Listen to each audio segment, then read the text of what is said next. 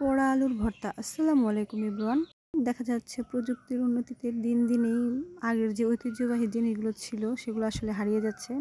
তো একসময় দেখা যেত আলু পুড়িয়ে তারপর ভর্তা বানানো হতো, তো এখন আসলে এই জিনিসগুলো খুব কমই দেখা যায়।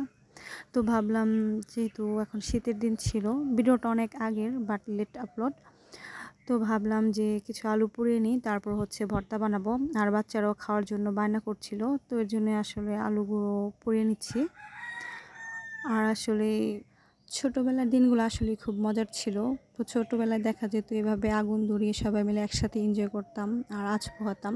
তো এখন এগুলো আসলে একটু কমই দেখা যায়, এখন সবাই শুধু মোবাইল নিয়ে ব্যস্ত থাকে। তো যাই হোক, আলুগুলো পুড়িয়ে নিয়েছি এবং আলুগুলো ছোলা শেষ, এখন হচ্ছে ভর্তাটা বানাবো। তো এর জন্য শুকনো মরিচ, তারপর হচ্ছে পেঁয়াজ, লবণ ইত্যাদি ভালো করে মেখে নিচ্ছি। আর এখানে এখন সরিষার তেলটা অ্যাড করে দেব। আসলে সরিষার তেল ছাড়া ভর্তাটা জমেই না। তো তারপর আলুগুলোকে আমি এভাবে আস্তে আস্তে করে থেতো করে নেব অ্যান্ড ভালো করে মিক্স করে নেব।